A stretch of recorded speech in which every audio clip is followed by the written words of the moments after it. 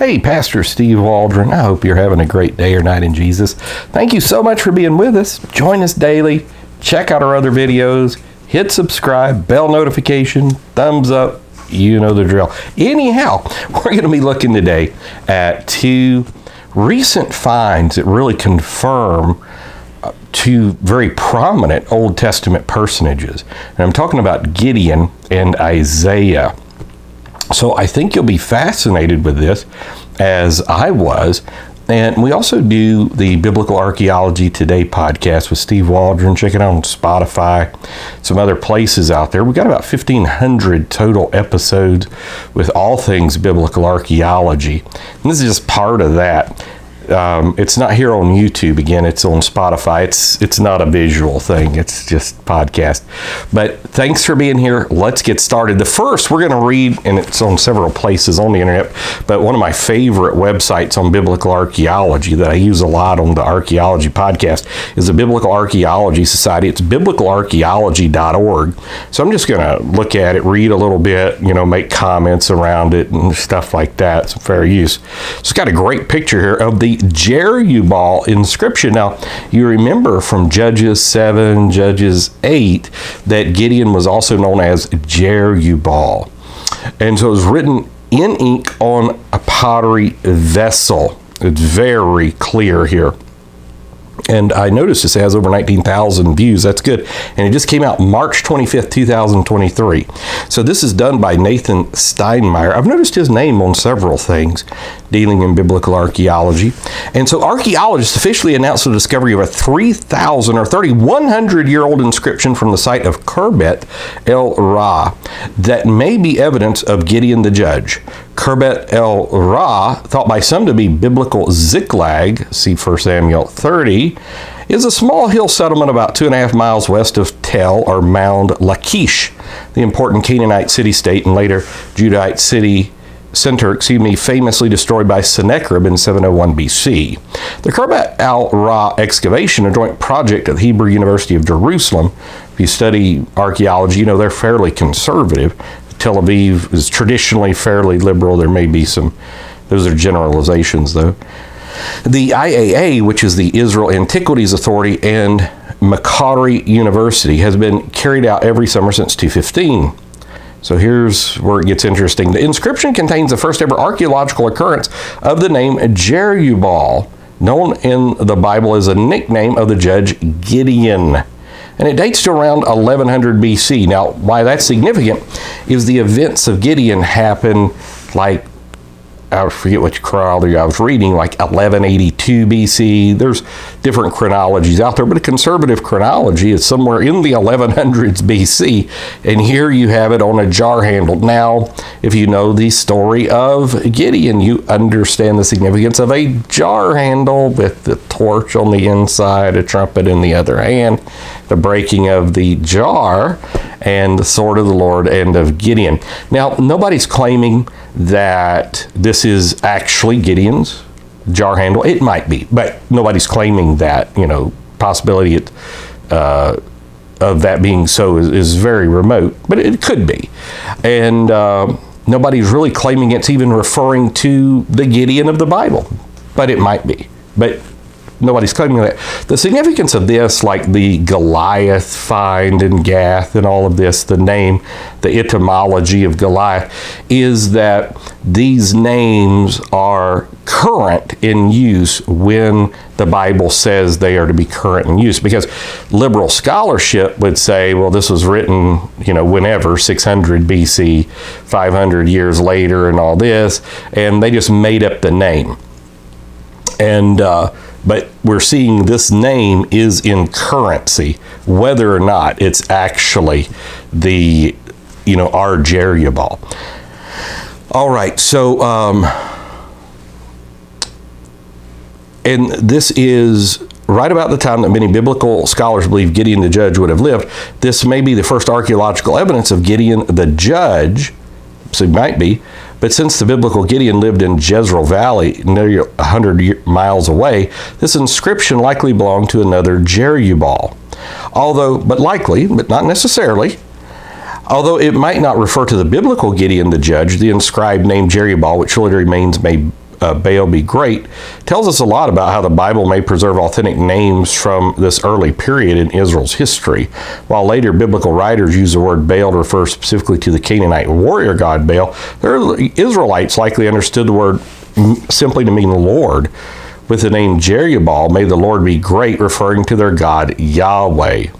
That's kind of an interesting thing, but possibility of that as well.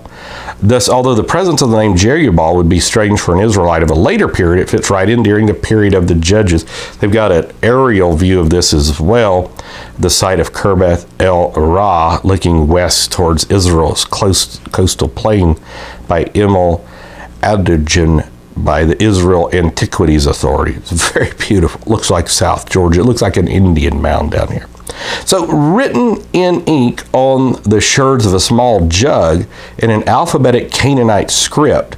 Now, that's very significant that it was already alphabetic in 1100 BC, because this is one of the oldest, if not the very oldest, alphabetic Canaanite script that we have. Older than, there was one from about 925 that was like a schoolboy's writing table. The preserved name was likely part of a larger inscription that has since been lost. The name likely identified the owner of the vessel, which probably held a precious liquid such as perfume. At the end of the late Bronze Age, 1150 BC, Lachish, which some argue was a regional center for the development of alphabetic writing, was destroyed and abandoned for 2 centuries. No further alphabetic inscriptions are known. Excuse me. Are known from the region that date to before the 10th century BC, including those from nearby Khirbet Qeiyafa, which is a very famous and significant archaeological site. But you can check out some podcasts I've done on Khirbet Qeiyafa. That is until the present find at Khirbet al-Ra, which is circa 1100 BC, the very beginning of the Iron Age. We can assume that following the destruction of Lachish, its Canaanite inhabitants fled to Khirbet el-Ra, bringing the alphabet with them. The site suddenly found itself not only the largest settlement in the region, but also a bearer of the alphabetic writing tradition. So Gideon, at least the name, and possibly the judge itself, obviously lends extraordinary credence that, you know, he's been identified. And another fascinating thing is when I was studying some of these ancient alphabetic writings, you know how Hebrew now goes from right to left. I've studied Hebrew. It was hard. It was harder for me than Greek, I will tell you that. And Latin, it was probably the hardest of those 3. And Spanish. Those are just the few languages I've studied. I didn't master any of them. I haven't mastered English yet. But it actually went from left to right. I'm not sure if this one did, but much of the early Canaanite writing they're finding actually went left to right, which is fascinating. But I'm not sure of this one. I didn't check that out. And if I did, I don't remember. So anyhow, so let's go to the prophet Isaiah. Now, the Dead Sea Scrolls have confirmed Isaiah, like there's 3rd century BC, complete, basically, Isaiah scroll, and almost a complete 2nd century BC Isaiah scroll. So all the prophecies of the virgin birth and Jesus, Isaiah 9 and Isaiah 40, Isaiah 35, and all the wonderful prophecies of Jesus found, Isaiah 11 and 12. These are predating Jesus by centuries that we actually have physical copies of. I've actually been to the Shrine of the Book. You may have too. It's fascinating. Thank God I was able to go. I've only been to Israel once, and it is the type place you want to go back. I haven't. It's been 13 years ago. So here's some archaeological evidence for the prophet Isaiah. And this is by Brian Thomas. This is Thursday, March 22nd, 2018. This is from the Institute of Creation Research. Again, both these are all over the place. Let's just say, you know, they're in secular websites, Haaretz, and all kinds, probably CNN and all kinds. So recently, Israeli archaeologist Elliot Mazar, and the Mazars are just wonderful pioneer archaeologists, especially in the city of Jerusalem and the city of David. So Elliot Mazar and her team made a stunning discovery during excavations in Jerusalem. It provides strong support for the reality of Isaiah in his Old Testament world. Has a couple great pictures here. Digging at the base of the southern wall of the Temple Mount, the team found a clay seal bearing Isaiah's name. Mazar provided a transliteration of the Isaiah Boule in Biblical Archaeology Review as Yeshaya Navi, where brackets indicate unknown letters from damage to the clay. Yeshayahu is Isaiah. If the Hebrew letter Aleph stood in place of the missing letter, then after Isaiah would spell prophet. Possibly the hand of Isaiah himself formed the seal. So boule, you have a seal which would press into a piece of clay, which would make a boule. So where the term bull comes from when people talk about, well, that's a bull, we won't use the curse word, because the papal bulls used to come with those clay seals, and many people, especially after Luther's, they would reject them and say, because, and sometimes it did, get in the realms of superstition, like they would do different artifacts coming from city to city. So they had two different skulls of John the Baptist, and they say one of the excuses was, one's from when he was a child. So obviously, so just all kinds of stuff like that. What was it Tetzel used to say? As soon as the coin in the coffer rings, a soul from purgatory springs. On and on.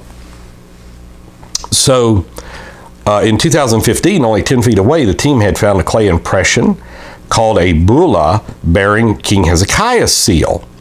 According to the Bible, the prophet Isaiah served during Hezekiah's reign, interacted directly with the king. So 10 feet from Isaiah the prophet's seal, missing one letter, it's an Aleph, they found Hezekiah's seal, which that's significant enough. I need to do another video on all the seals. Holden and Geisler, I'm pointing at a book over here to my left on my handy Hamacher Schlemer twirly bookcases that I thank God for. They're wonderful space savers. I don't even know if they're still in existence. You can buy them. They do a great job on all the seals that are found, or the boule. Okay, the archaeological layer containing both the Hezekiah boule and now the Isaiah clay seal occurs below Byzantine and early Roman debris. This matches the biblical time of Hezekiah's reign, which lasted from 729 to 687 BC. Thus, these two artifacts found together confirm the fact these Old Testament figures really lived at the time the Bible says they did. So that's just incredible. Hezekiah's seal has like some type of bird or something on there. I've done a deal with Hezekiah's seal, but I don't remember all the particulars about it. I've done like 1,500 podcasts, and trust me, they run together. These two bullae wreck decades of Bible-doubting scholarship. For example, skeptics have long claimed that unknown authors compiled the book of Isaiah sometime during the Babylonian captivity, centuries after the biblical time of Hezekiah's life and reign. Supposedly, collections of scribes somehow borrowed from Babylonian myths to fabricate biblical events from the beginning of the world to the time of the kings, but poor scholarship underlies these speculations. Perhaps the unbiblical and now archaeologically inaccurate assertion that Isaiah did not exist conveys a desire to thwart precise prophecies of Jesus. And so then it lists several of the, Isaiah 53, incredible. So before these tandem discoveries, those who accepted Isaiah as a real prophet had the New Testament to verify Isaiah's prophetic words, and also the Dead Sea Scrolls. It doesn't mention that. Now they have the New Testament plus a couple of profound pieces of archaeology, the Isaiah seal and the Hezekiah boule. So we have two. We have Gideon on a jar handle, jerry ball, and Isaiah the prophet. I just think that's so neat. Let's tell the world the Bible's true. It's a historical document. Again, do check out the Biblical Archaeology Today podcast for further proof of that. We do some apologetics here on this channel as well. Try to do all things good Christian biblical stuff. God bless you. We love you. Thanks for being here. Bye-bye.